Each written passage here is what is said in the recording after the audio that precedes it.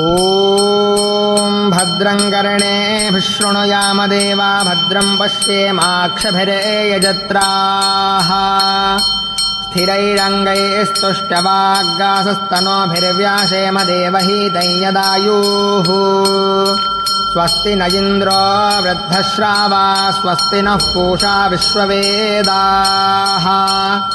स्वस्ति नस्तार्क्ष्यो अरिष्टनेमि स्वस्ति नो बृहस्पतिर्दधातु ॐ शान्तिः शान्तिः शान्तिः ॐ लं नमस्ते गणपतये त्वमेव प्रत्यक्षं तत्त्वमसि त्वमेव केवलं कर्तासि त्वमेव केवलं धर्तासि त्वमेव केवलं हर्तासि त्वमेव सर्वं खल्विदं ब्रह्मासि त्वं साक्षादात्मासि नित्यं ऋतं वच्मि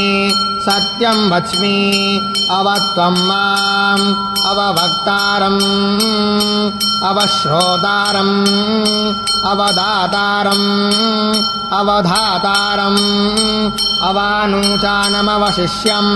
अवपश्चात्तात् अवपुरस्तात् अवोत्तरात्तात् अवदक्षिणात्तात् अवचोर्ध्वात्तात् अवाधरात्तात् सर्वतो मां पाहि पाहि समन्तात् त्वं वाङ्मयस्त्वं चिन्मयः त्वमानन्दमयस्त्वं ब्रह्ममयः त्वं सच्चिदानन्दाद्वितीयोऽसि त्वं प्रत्यक्षं ब्रह्मासि त्वं ज्ञानमयो विज्ञानमयो जगदिदं तत्त्वो जायते सर्वं जगदिदं तत्त्वस्तिष्ठति सर्वं जगदिदं त्वयि लयमेष्यति सर्वं जगदिदं त्वयि प्रत्येति त्वं भो निरापो नलो निलो नभः त्वं चत्वारि वाक्पदानि त्वं गुणत्रयातीतः त्वम् अवस्थात्रयातीतः त्वं देहत्रयातीतः त्वं कालत्रयातीतः त्वं मूलाधारस्थितोऽसि नित्यं त्वं शक्तित्रयात्मकः त्वां योगिनो ध्यायन्ति नित्यं त्वं ब्रह्मा त्वं विष्णुस्त्वं रुद्रस्त्वमिन्द्रस्त्वमग्निस्त्वं वायुस्त्वं सूर्यस्त्वं चन्द्रमास्त्वं ब्रह्मभूर्भुवस्वरो गणादीं पूर्वमुच्चार्य वर्णादीं तदनन्तरम् अनुस्वारः परतरः अर्धेन्दुलसितं तारेण रुद्धम् एतत्तव मनुष्वरूपं दकारः पूर्वरूपम् अकारो मध्यमरूपम् अनुस्वारश्चान्त्यरूपम् बिन्दुरुत्तररूपम् नादः सन्धानम् सगुंहिता सन्धिः सैषा गणेशविद्या गणकऋषिः निच्छृद्गायत्री छन्दः श्रीमहागणपतिर्देवता ॐ गणगणपतये नमः एकदन्ताय विद्महे वक्रतुण्डाय धीमहि तन्नो दन्ती प्रचोदयात्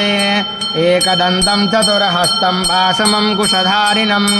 रतं च वरदं हस्तैर्बिभ्राणं मूषकध्वजं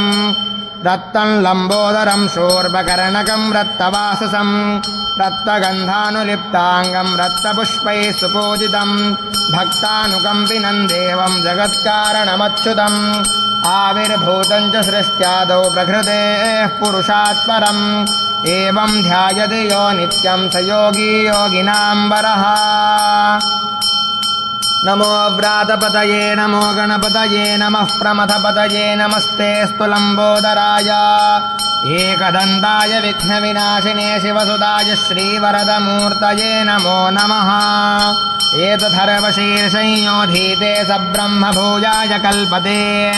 स सर्वविघ्नैर्न बाध्यते स सर्वत्र सुखमेध्यते स पञ्चमहापापात् प्रमुच्यते सायमधीयानो दिवसकृतं पापं नाशयति प्रातरधीयानो रात्रिकृतं पापं नाशयति सायं प्रातः प्रयुञ्जानो पापो भवति सर्वत्राधीयानोपविघ्नो भवति धर्मार्थकाममोक्षं च विन्दति इदमथर्वशीर्षं शिष्याय न देयम् यो यदि मोहाद्दास्यति स पापेयान् भवति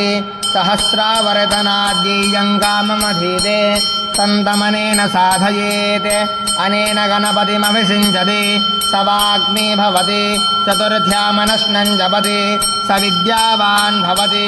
इत्यथर्वणवाक्यम् ब्रह्माद्यावरणं विद्यान्नभिभेति कदाचनेति